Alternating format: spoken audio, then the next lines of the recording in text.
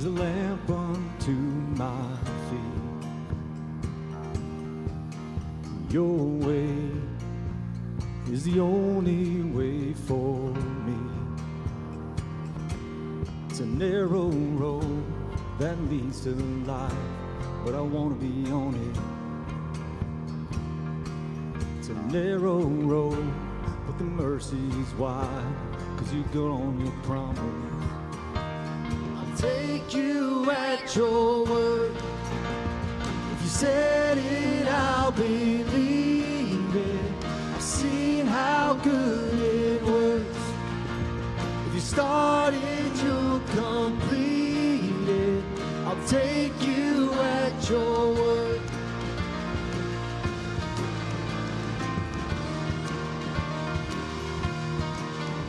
You spoke, and the chaos fell in line.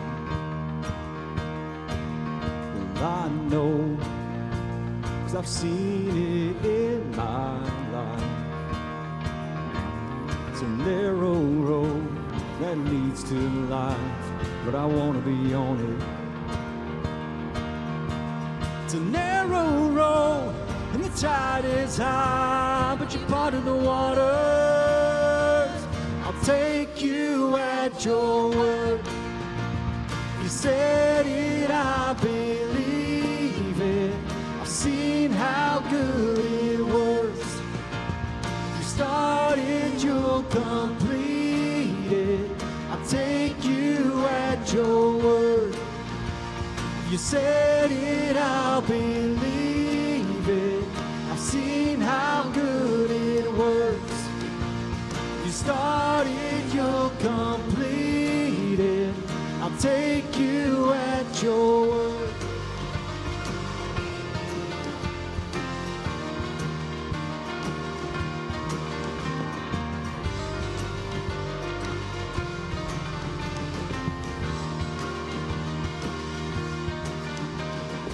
You said your love never give up.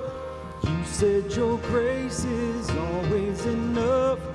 You said your heart never forget or forsake me. You said I'm safe, you call me yours. You said my future's full of your hope.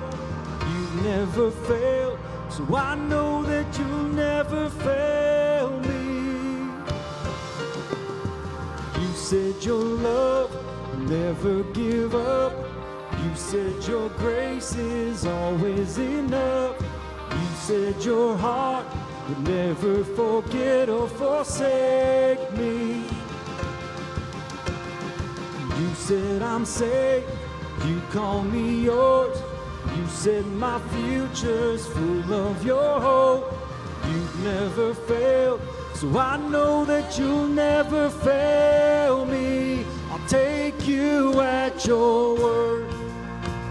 If you said it, I'll believe it. I've seen how good it works. If you started, you'll complete it. I'll take you at your word. If you said it, I'll believe it. I've seen how good it works. If you started, you'll complete it. I'll take you at your word.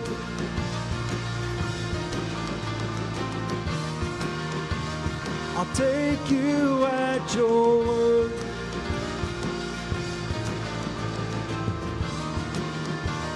I'll take you at your word.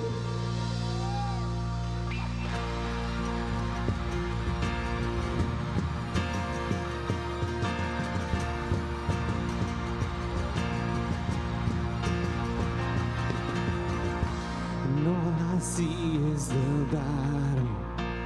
You see my victory.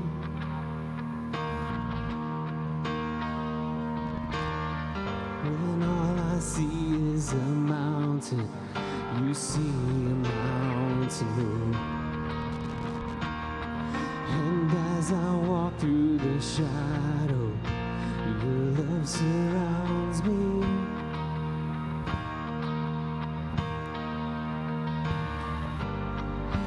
There's nothing to fear now, for I am saved. So when I fight, I'll fight on my knees with my hands lifted high. Oh God, the battle belongs to you, and every fear I lay at your feet. I'll sing through the night. Oh God, the battle belongs to you.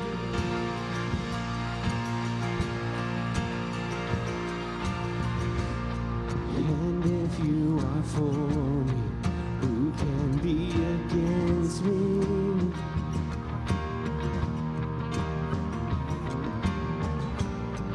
For Jesus, there's nothing impossible for you. When all I see are the ashes, you see the beauty.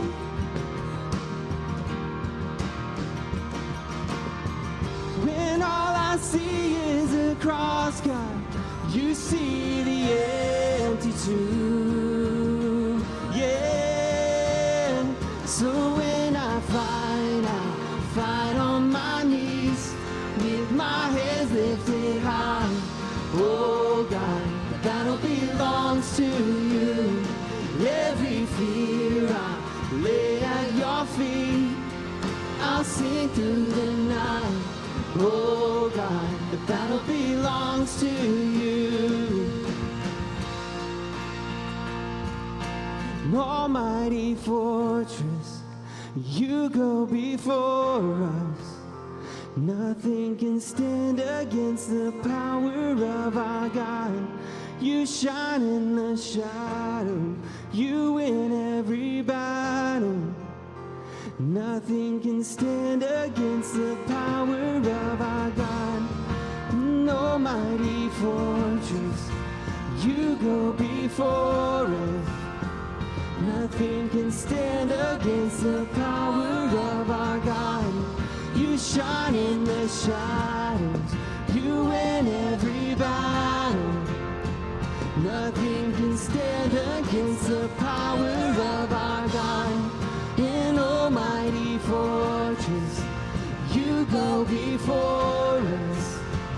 Nothing can stand against the power of our God. You shine in the shadows, you win every battle. Nothing can stand against the power of our God. Yeah. So when I fight on my knees with my hands lifted high. Oh God, the battle belongs to you. Every fear I lay at your feet. I'll sing through the night. Oh God, the battle belongs to you. Oh God, the battle belongs to you.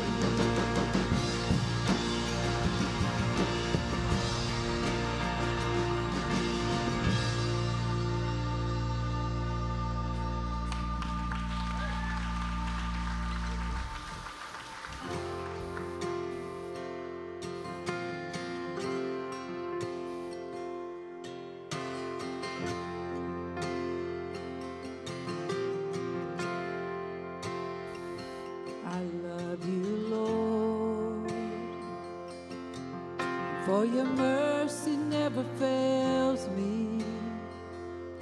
All my days I've been held in your hands. From the moment that I wake up until I lay my head, oh, I will sing of the goodness of God. 'Cause all my life you have been faithful, and all my life you have been so, so good. With every breath that I am able, oh, I will sing of the goodness of God. I love your voice. You have led me through the fire and in darkest nights. You are close like no other. I've known you as a father. I've known you as my friend, and I have lived in the goodness of God. 'Cause all my life you have been faithful. And all my life you have been so, so good.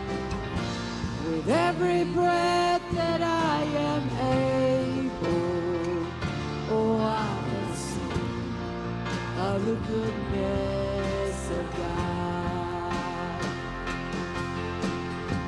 'Cause your goodness is running after me. Your goodness is running after me. When my life laid down, I surrender now. I'll give you everything. 'Cause your goodness is running after me. Your goodness is running after me. Your goodness is running after me. With my life laid down, I surrender now. I'll give you everything. Your goodness is running after me.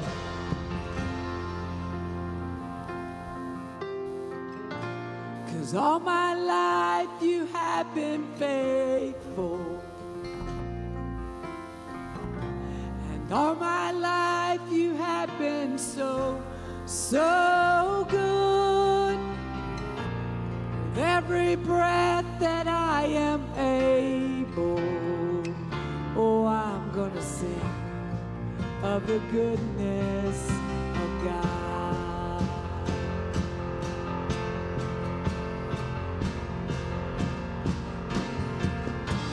'Cause all my life you have been faithful.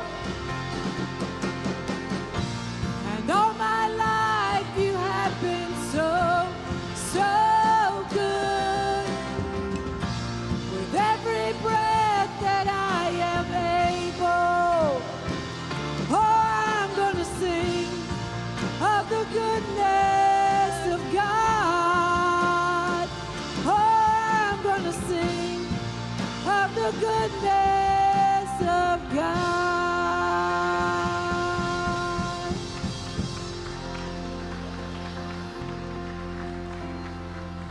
Good morning, everyone.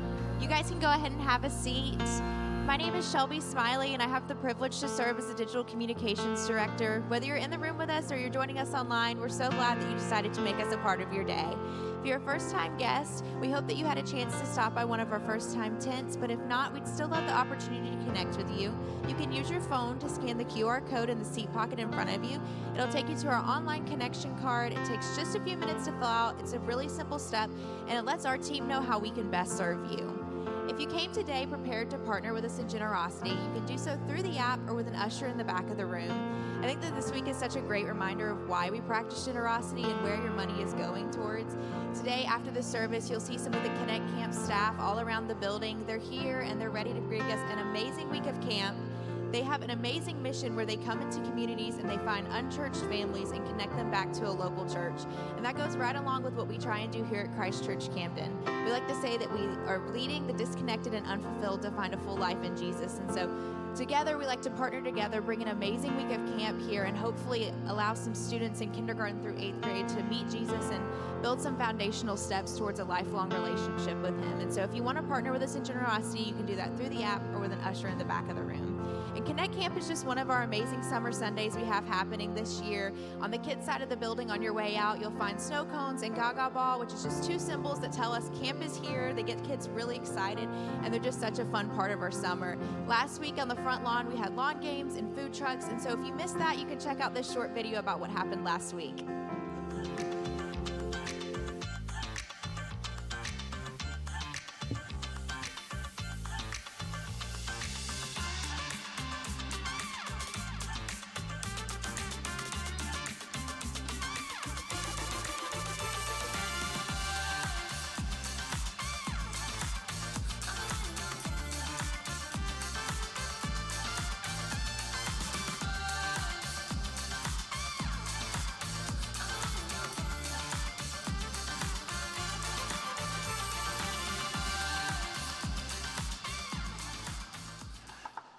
Well, happy Sunday, y'all. Everybody doing okay? We're good? All right? Man, first service was extra excited today as well, so I don't know what the deal is, but we got like a full week or two of summer under us. So awesome. Glad y'all are here. And special welcome to everybody joining us for church online today as well. Hey, before we jump in, I hope that you'll be here next week, which is Father's Day.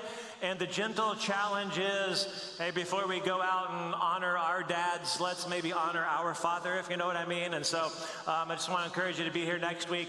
And a couple of cool things are happening. One is the way that we're kind of connecting, as Shelby mentioned, after service throughout the morning is I understand we're building an island, like a floating green to put out in the water. So we can take a golf shot at it and hopefully win a gift certificate to Top Golf. So I hope they get it built soon so I can practice this week, but that'll be out there and some other cool things to do to connect with one another. But next Sunday, we'll also be welcoming a new addition to our church family and our staff team. So Matt Karst and his family will actually be here. Yep, that's a good thing. And officially be Camden residents. He'll actually be helping to lead worship for us next Sunday, so hopefully you'll be here for that. It's going to be awesome. So last week we started in this series that we're just simply calling Be the Branch, and we're going to be hanging out in John chapter 15 for the whole month of June, okay? So we're going to zero in on this stuff. If you had a hard copy of the scriptures, which I would encourage you to bring, open up to the middle, turn to the right, you'll go to Matthew, Mark, Luke, John, okay? John chapter 15. I would encourage you to maybe go to the app, and you're like, well, how do I get the app? Well, there's instructions in the back of the seat in front of you on how to do the app, but you can find message notes in the app if that's easier. You can do a lot of the things that Shelby talked about, find events. You can give and serve through the app, and so those are two amazing ways to get connected to the mission of our church. And so John chapter 15, let's start this way. The second Christmas, I guess, when my wife and I were married, I bought a Nintendo for us, okay? So you got to go back to 1993, the original, like, Nintendo, and our son Jordan was 6 months old at the time, so he basically grew up just watching us play the Nintendo, and we kind of let him sit there and, you know, cheer and do all that kind of thing. But it wasn't very long before he wanted to play. And if you have kids and you're like, listen, he can't play. He doesn't know what he's doing. Like, he's going to ruin everything. And so we would give him this controller, but it wasn't connected. So we would kind of like tuck it underneath the console, so maybe he thought that he was playing, but he wasn't actually playing, okay? So you do it the same thing. You do it other ways, all right? And so he could do a lot of things with that, okay? He could hold it. He could push buttons. He could yell at the bad guys. He could jump up and down and cheer, okay? So he could do a lot of things. He just couldn't do the most important thing, as you know it, right? He couldn't save the princess because he wasn't connected to the power source, if you follow me, which I think is a perfect way to describe what we're talking about and what we stepped into last week with this whole series that we're calling Be the Branch, okay? And so John 15, Jesus rolls out this very famous metaphor as he's talking to his disciples on the importance of having a proper connection to the source so that it will produce something amazing in your life, okay? And so it's very likely, I think, that Jesus delivers it or part of it while they are walking through a garden. And here's what he's saying, hey, it's just this is what it looks like to have a relationship with me, okay? As long as you stay connected to me, right, the amazing things are going to be produced in your life. And when you're disconnected, you're not going to be able to do anything. And so here I just want to read most of it for us today. We'll do this most every week. Jesus starts out this way. He says, I'm the true vine, which means maybe there are some imitation vines. If you're looking for this or you need this, you're not going to find it anywhere else. Jesus, I'm the true vine. My Father's the gardener. Every branch in me that does not produce fruit, he removes. And we're going to look at that word today, removes. And he prunes, we'll look at that one as well, every branch that produces fruit so that it will produce more fruit. God's the gardener, okay? That's what Jesus is saying. Like, you picture him with the shears in hand. And by the way, as we go further in the next few minutes, you are not your own pruner. You are not your spouse's pruner. The person sitting next to you, that's not your job. God's the gardener, and he has a much bigger vision or a picture in mind for your life than even you do. Verse 3, you're already clean because of the word I've spoken to you. Remain in me, I in you. Just as a branch is unable to produce fruit by itself unless it remains on the vine, neither can you unless you remain in me. I'm the vine, and we spent time on this last week. You're the branches. So now we have all the players, okay? Jesus, the vine, God, the gardener, you and I play the part of the branch. The one who remains in me and I in him produces much fruit, because you can do nothing without me.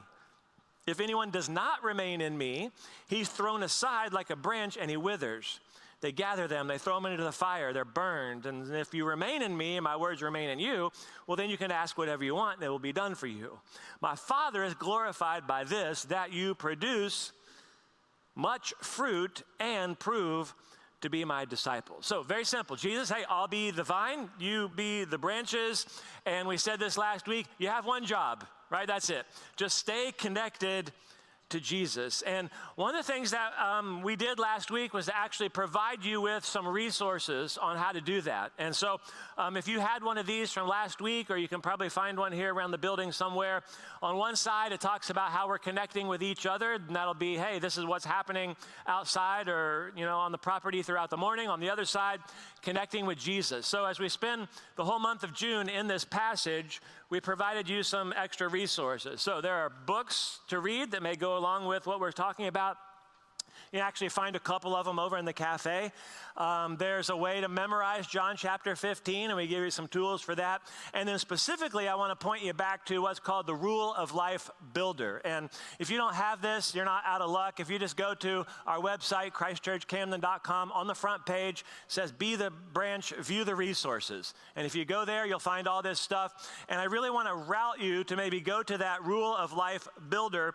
Specifically, what you'll find is the spiritual health reflection, okay, the spiritual health reflection. You can do this in just a matter of minutes. You answer some questions, and then it will spit out to you some next steps you can take, maybe some practices you can add to your life, some exercises and resources. And don't miss this, not to just add more things to your life to do, but as a way to help you connect to or stay connected to Jesus. So I would encourage you to go there. Now, when we read this, okay, when we're talking about be the branch, I actually see maybe 3 different types of branches, and I just want to hit this, okay?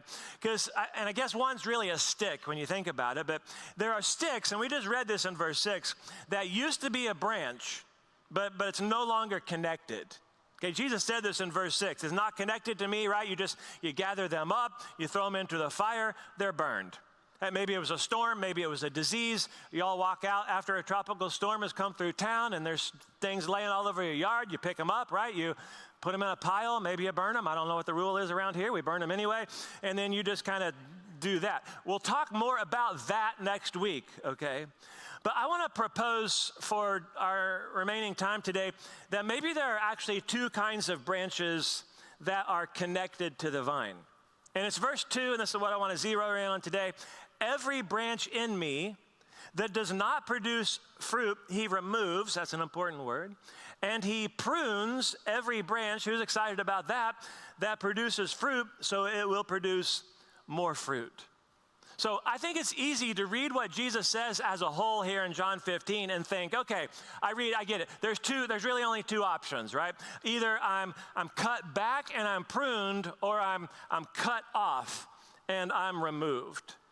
And I think we conclude as we're reading it, okay, here in verse 2, the branches we read in verse 2 that get removed, they must be the same as the branches in verse 6 that are disconnected. But when you read verse 6, it says clearly they're not connected at all. Okay, they're dried up, you bundle them, and then you throw them in the fire. In verse 2, it actually indicates that they're connected branches, they're just not producing.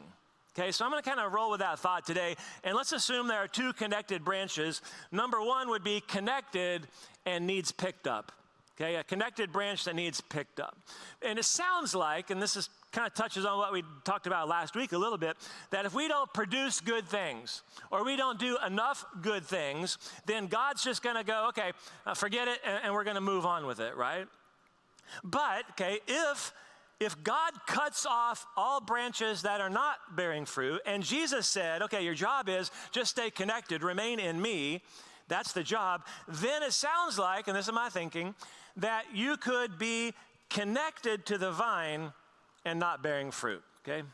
Now, your New Testament was written in Greek initially.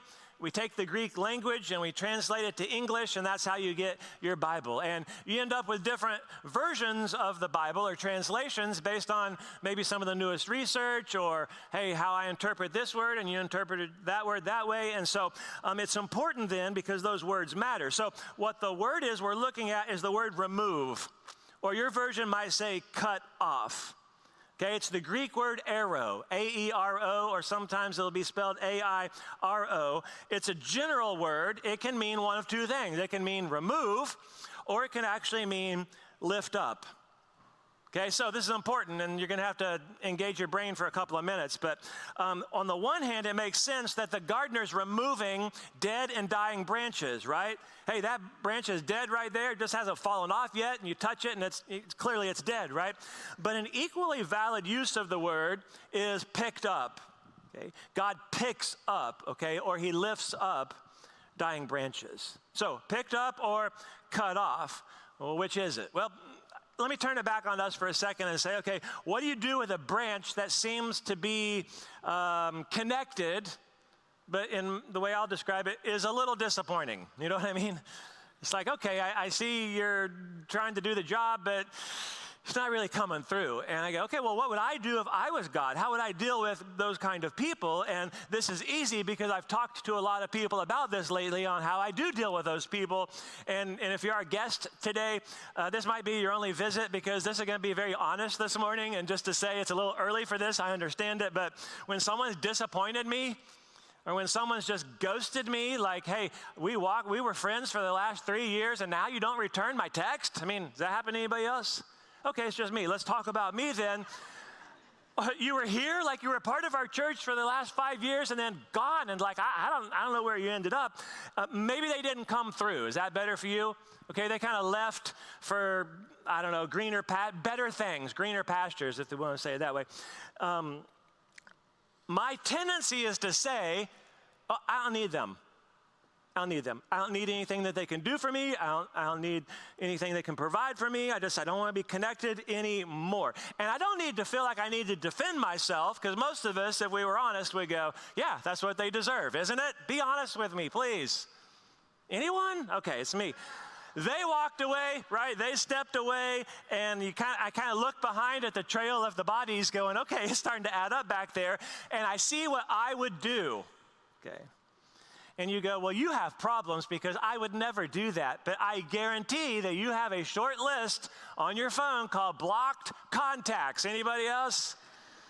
And at some point, you're like, if they call one more time, oh, that's it. I did it. And it's somebody that bullied your child. It's someone that wants to date your daughter. It's somebody that like did work for you and they didn't come through. They owe you. It's a family member that has no boundaries, whatever. Let me show this word airo in a couple other places, and you can kind of get a feel for it. John uses this in a lot of places in his gospel, okay? Is a lame man by the pool, right? And he's trying to be healed. And John chapter 5, verse 8, Jesus tells him to get up, and here's the word, pick up, arrow your mat and walk.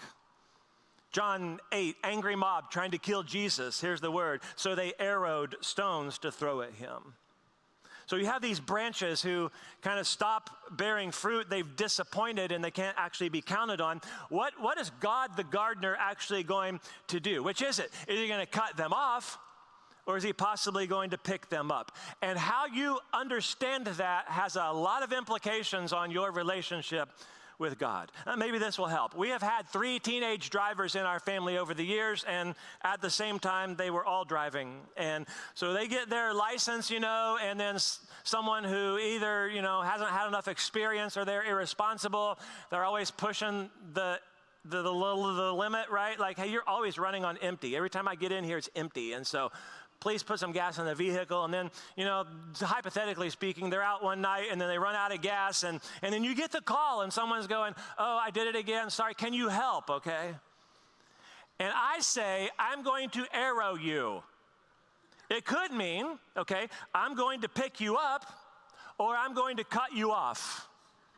Hey, if you're going to pick me up, that's awesome. I'll be right over here. If you're going to cut me off, that's a problem. Now, if you go to a vineyard, you'd actually see how this plays out, okay?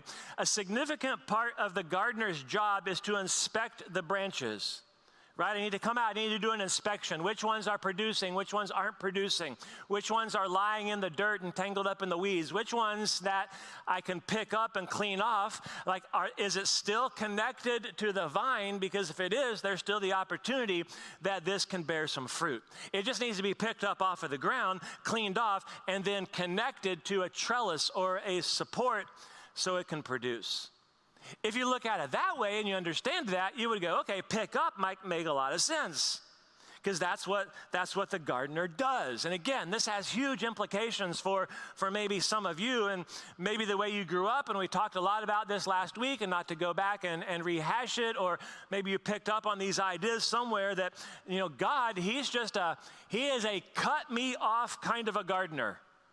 Right? I didn't do enough good things. I didn't do the right kinds of good things. I'm not producing enough fruit in my life. And at any moment, right? And you live in fear, right? Any moment now, God's just going to cut me off, and there's been no warning whatsoever. And some of us, okay, you may actually sit here this morning and go, okay, with a little bit of introspection, and I understand what you're talking about. I know my life is not actually producing what God has called me to. Then simple step, okay? Then make sure that you're connected to the vine. And here's where we'll end up in a minute. You surrender yourself to the gardener. Okay, so maybe this is you, and you're like, in the dirt, I feel like I'm in the weeds, I feel like I'm kind of tangled up and struggling, but guess what? I'm still connected. Okay, I'm still holding on. I'm struggling, but I'm holding on. And here's the image, okay? He picks up the vine, he washes the dirt off, and then finds something to connect it to help it grow.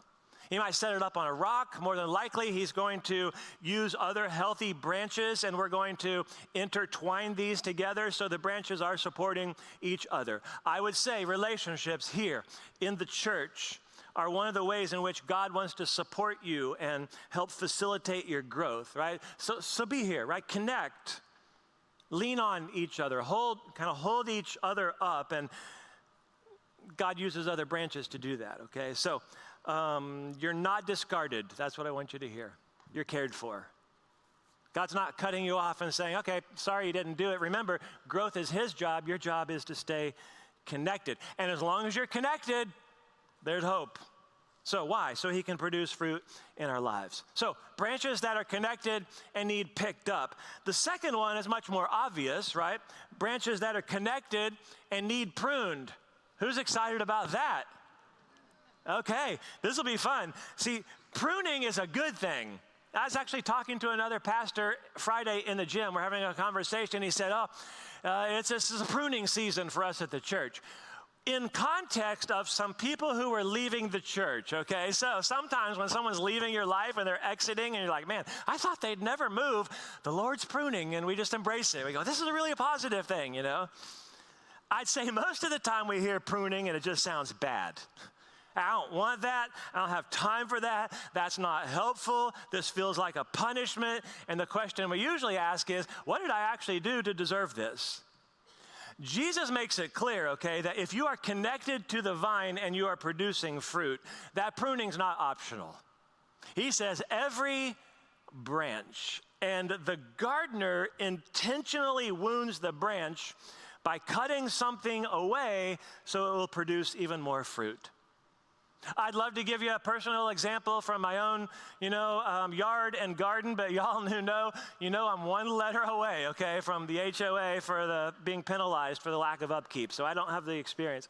Let me try this. As someone who grew up in the 80s, it was the best of everything. Anybody? Like you grew up in the 80s and it was like, okay, the best music, the best fashion. It's even coming back, okay? It was so awesome that the mullet is coming back. Can you believe that? We go to, Jacksonville has an indoor football league team. I don't know if you guys knew that or not. And all of the music, 90% of the music is 80s music, and everybody loves it, okay? And the best movies. And one of the best, okay, movies is The Karate Kid. We're talking 1984, not 2010. Maybe you recognize this guy. I threw his picture up there. Mr. Miyagi, remember him? And this is from a scene where young Daniel-san comes in and Mr. Miyagi is trimming back these bonsai trees, and it's already pretty small, but he just kind of keeps clipping, and you're like, what? You need to stop eventually. And Daniel's trying to understand, okay, what are you trying to do? What kind of shape are you going for? And Mr. Miyagi just says, picture in head. Picture in head. Just trust picture. Right? You heard that? Just trust picture. And it kind of became a bit of a metaphor for their relationship and the kinds of things that Daniel was going to actually need to go through to get the results that he desired. That the pruning process is actually designed to lead to the picture. You just have to trust the picture or you will resist the pruning. As a branch, okay, you have to trust the picture that the gardener has in mind for you.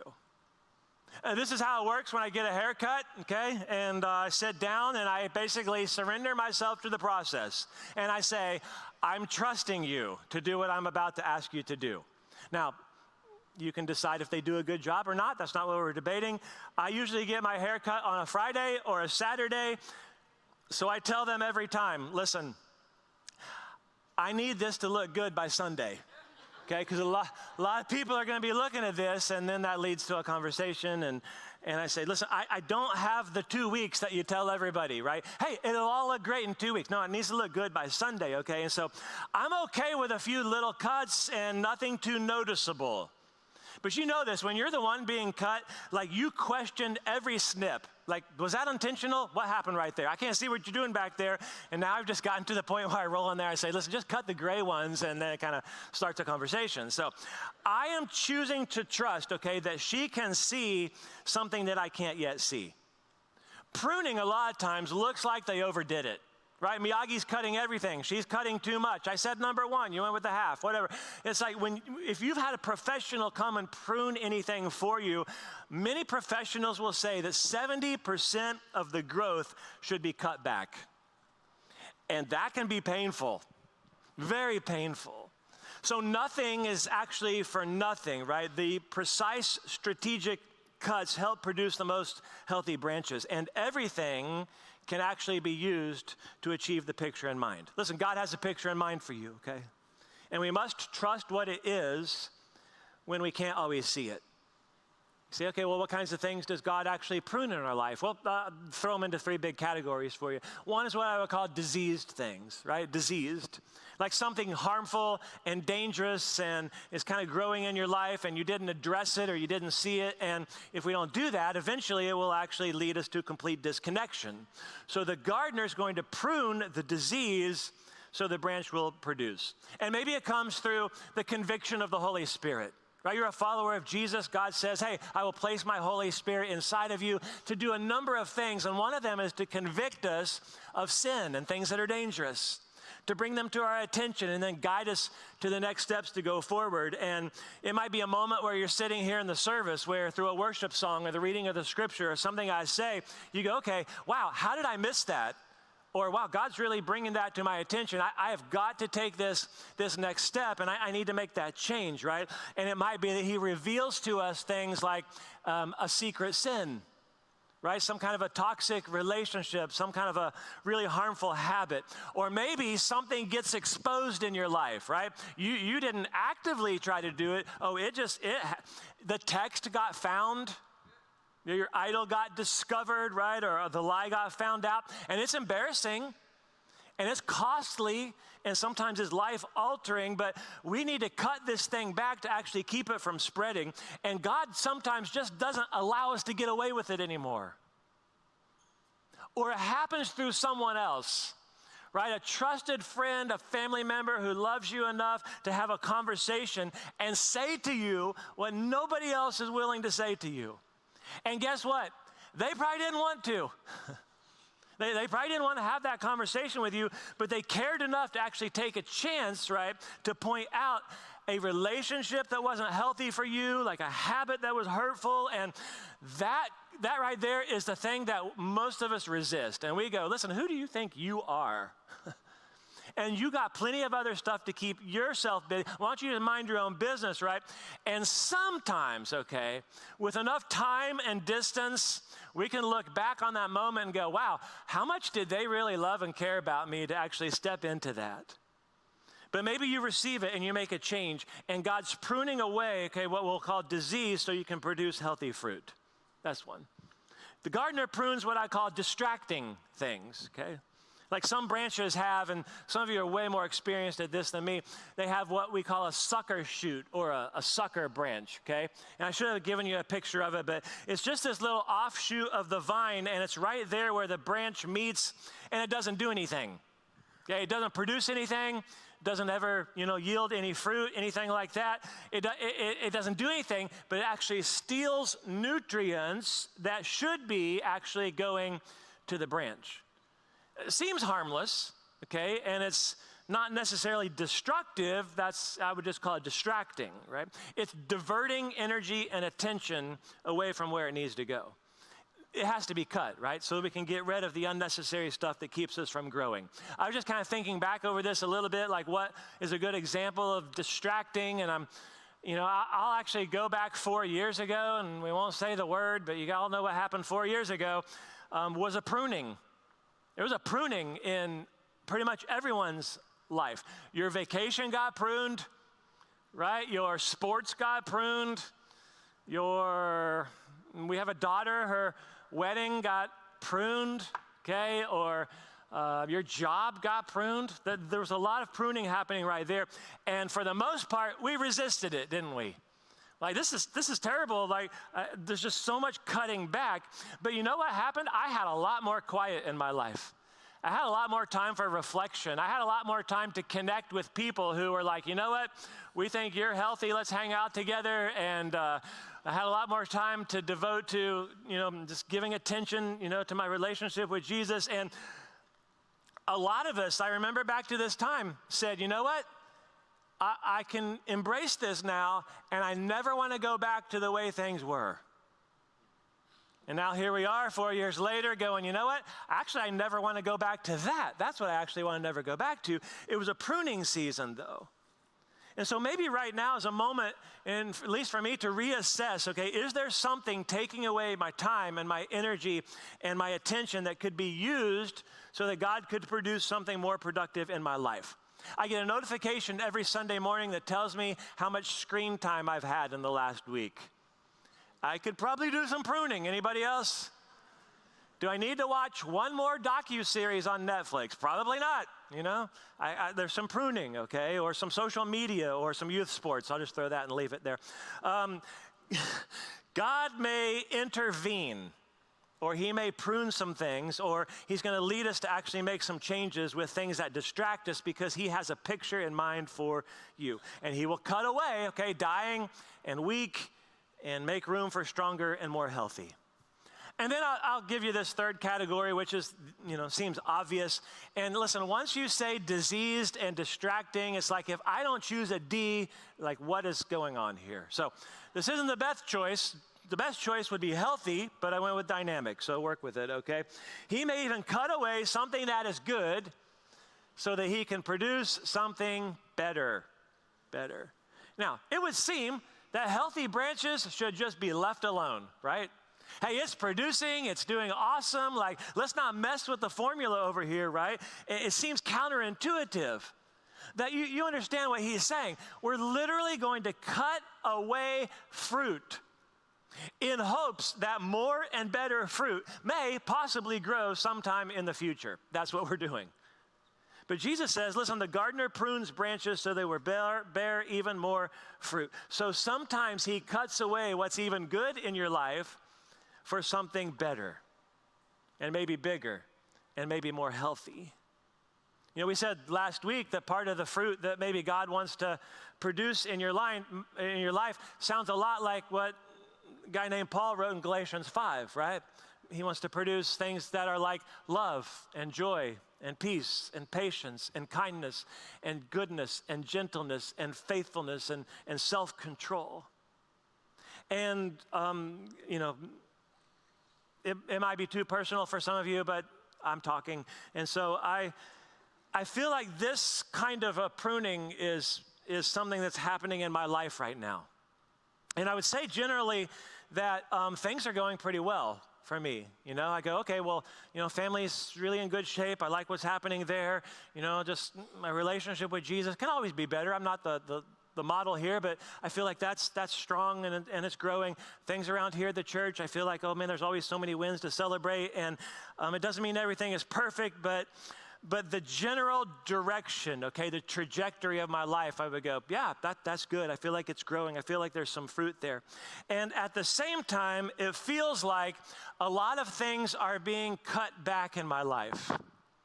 Or things are even being taken away, or things are actually being prevented from happening. And, you know, there's a few dead ends. I go, man, I wanted to do that and step into that. I really thought that was going to be a really good thing. And then maybe God stopped it, okay, because he has something better in mind. I've even been in a season recently where I have a couple of pastors who are really close. We're in this 3-year-long covenant group. Who have approached me about this, and my amazing wife, you know, so everybody's kind of saying the same thing at the same time.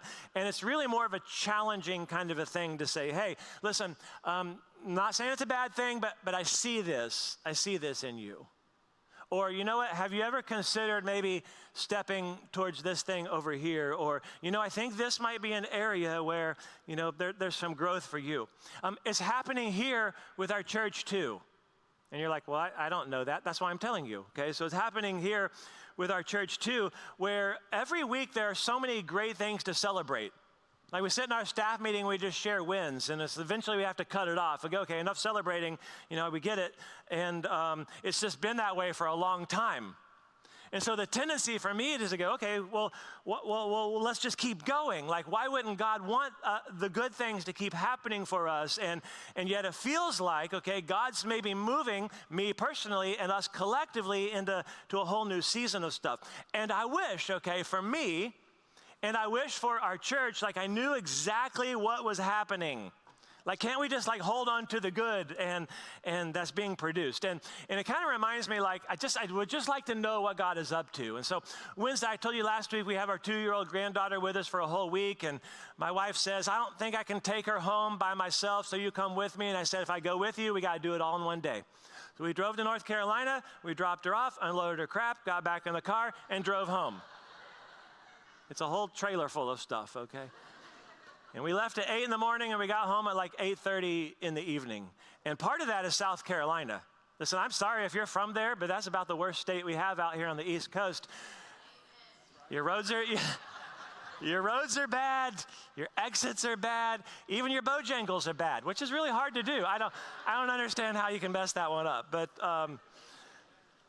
we get diverted off the road. I can't remember how long it took us to get home. We're way up, and it's like, well, what is the problem up there? And it's just like 30 miles of orange cones in the right-hand lane, and nobody's working. You ever seen that one? And my wife goes, you know, I just wish I knew what the holdup was. And I do not want to know what the holdup is because that's not going to make it any better. And I think we feel that way with God sometimes, like, okay, I wish I knew exactly what was happening. So here's what I'm having to do right now is I'm having to lean into trusting the vision of the gardener. Right, there are new opportunities in front of us, and there are some things that are different and probably better. And I wish I knew exactly what that was going to look like, because right now I'm sharing it with you and it's in process, which is a dangerous time to share these things, I know. But it's in process, and it's a little uncomfortable on this hand, but it's a little exciting on this hand. And some of it feels a little pointless right now. It's like, well, why is that so hard to do? That seems like a good thing. Or why is this relationship so difficult? That seems like a really good thing. Or why is this going that way, or that thing right there isn't happening? So I'm just choosing to believe that God has a picture in mind, so it must be purposeful. I should have made this a note. I'll give you a heads up. You should probably write it down. I think it's important. Pruning is not punishment. It's preparation. Pruning is not punishment. You probably didn't do anything wrong. It's preparation so that God can produce even more fruit. So the question is, okay, well, when will all this happen? When will the production and the fruit appear? Well, a Christian author named Margaret Feinberg wrote a book called Scouting the Divine, and she spent some time with a master vine dresser in California. And here are some of the observations. This is a long-term investment. Okay, generally speaking, it'll take 3 years after a vine is planted to bear fruit. Not what you wanted to hear, was it? For 3 years, the gardener's lifting, cutting, and pruning. In the 4th year, a small harvest that is then fermented for 2 years.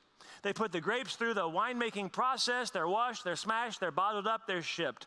It is about 8 to 9 years to the first bottle of wine and your first dollar. So if you were thinking, hey, you know what we need to do is start a vineyard. Okay, 8 to 9 years to the first bottle of wine, your first dollar. And many of you wine enthusiasts, that's not me, but some of you are like, oh, what year is the bottle? Because, right, the older, or what we might say, the longer the waiting, the better. So if you're in a season where it feels like, okay, I'm being picked up right now, you're being pruned, and it doesn't make sense, and you're kind of wondering, okay, when am I going to see the results?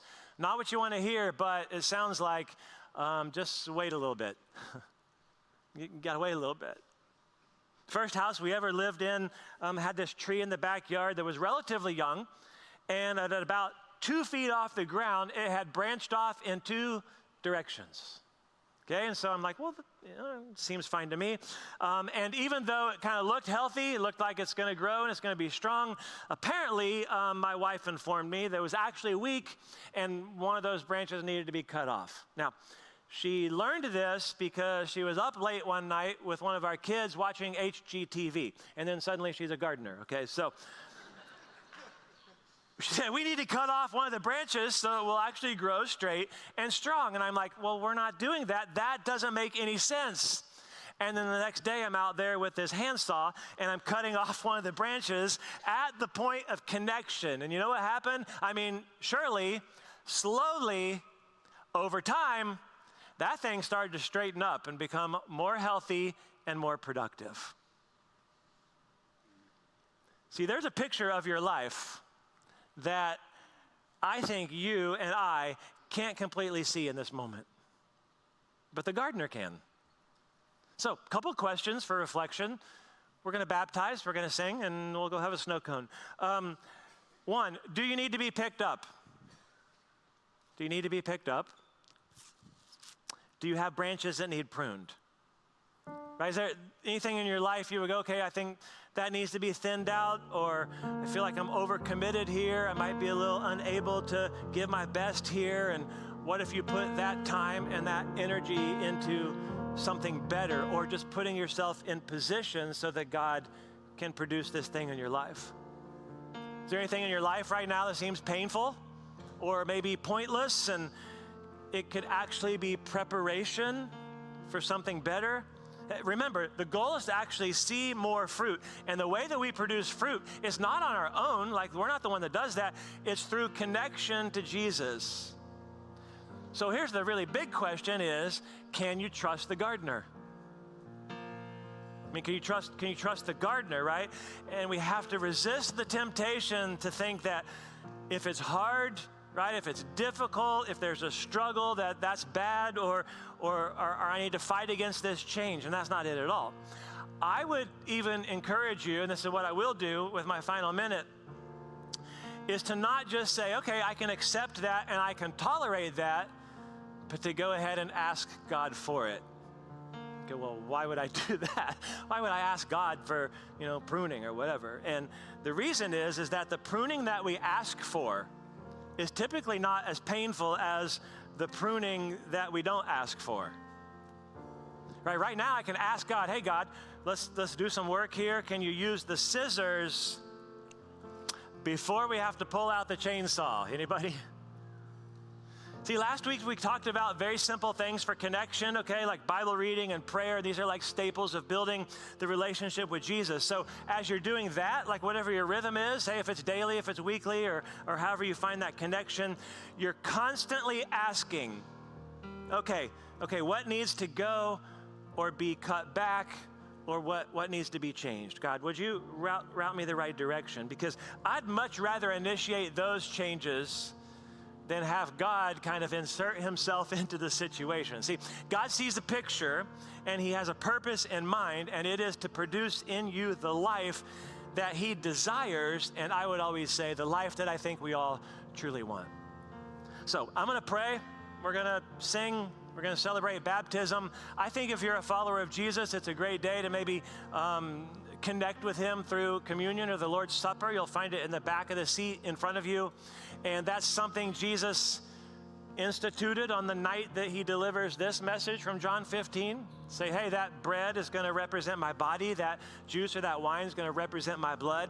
Have a moment to connect or reconnect with me. And maybe it's just a way to say, hey, God, thank you. That you're the true vine. Thank you for that.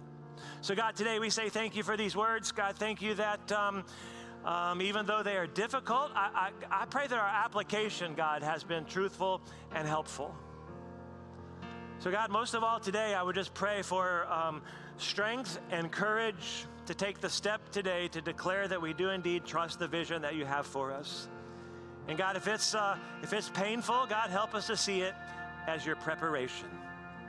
And that we would find a way to give you the thanks in the middle of it, because we know that there's something beautiful on the other side of it. We're going to pray these things in your name today. Amen.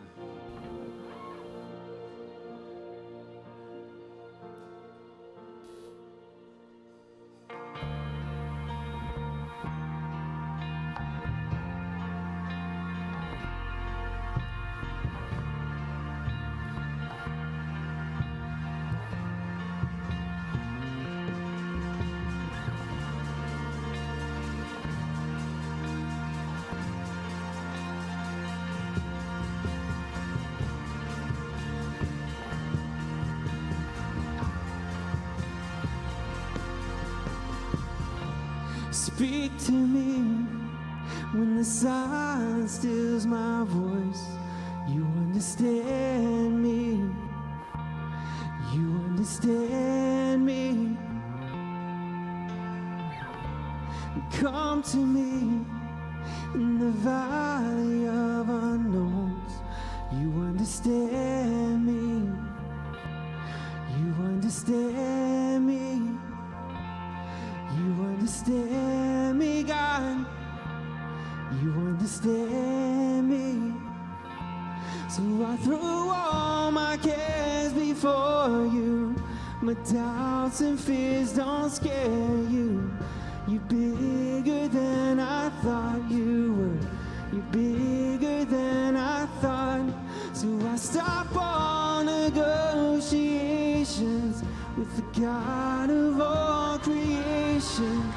You're bigger than I thought you were. You're bigger than I thought you were.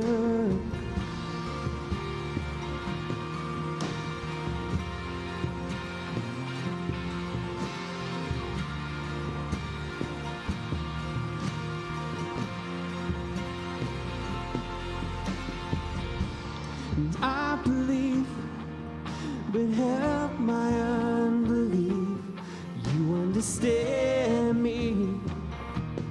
You understand me. Help me reach the faith that's underneath. You understand me. understand me. You understand me, God. You understand me. So through all my cares before you, my doubts and fears don't scare you. You're bigger than I thought you were. You're bigger than I thought. So I stop all negotiations with the God of all creation. You're bigger than I thought you were. You're bigger than I thought you were.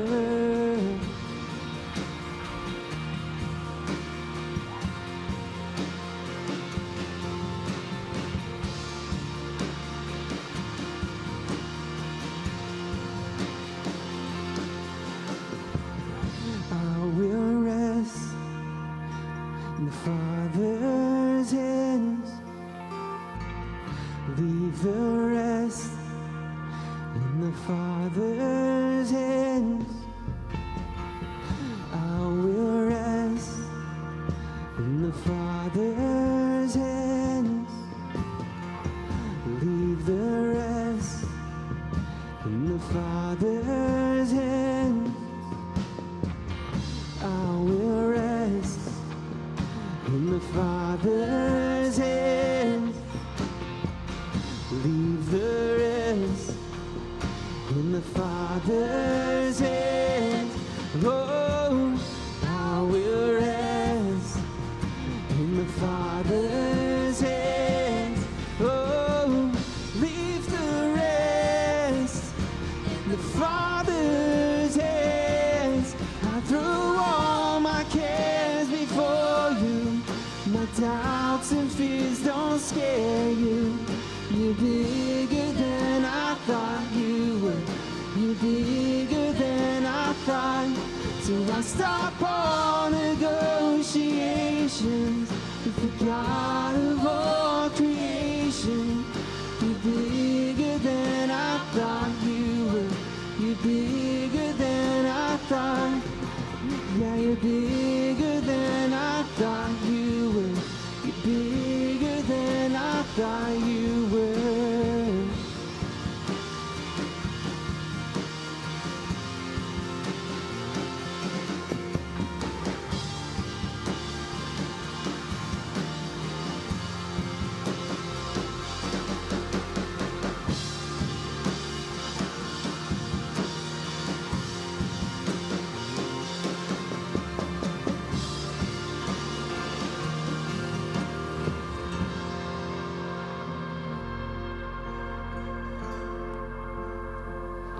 I will rest in the Father's hands.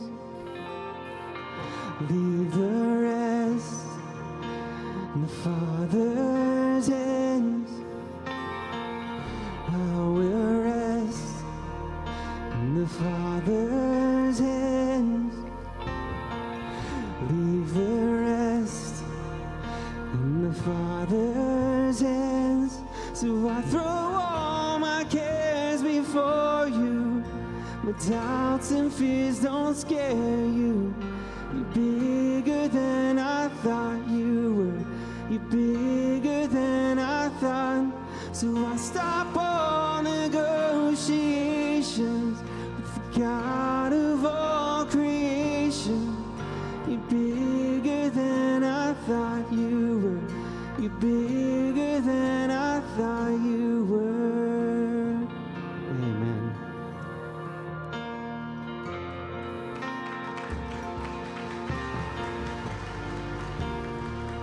We're so glad that you guys decided to join us today. We hope that you connected with the service and the message and worship.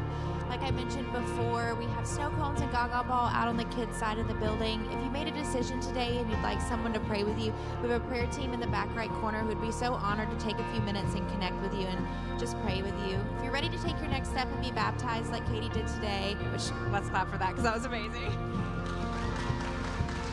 If you're ready to make that next step, there's volunteers in the back left-hand corner who would love to walk you through that and help you take that next step. Again, if it was your first time today, we'd love just a few minutes to connect with you. You can stop at the tent right on the front lawn, and we'd be so excited to meet with you. We hope you enjoyed the service, and we'll see you next week.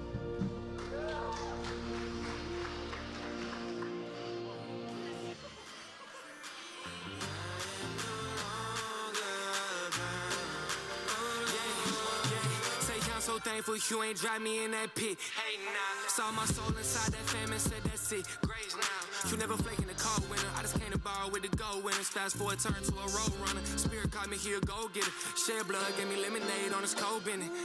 Pick me up, always Timmy Turner, always chasing after Vicky. Took me to his fountain, gave me peace and chose to cleanse me up. Now I'm testifying of your greatness, this a different look. Go life been hitting hard, let's take it slow. Take a walk by the river and let you flow. Cause Lord, you are all I ever want. You're all I ever want. Cause I was lost until you found me. Now I know you're all around me. Nothing I could ever do to separate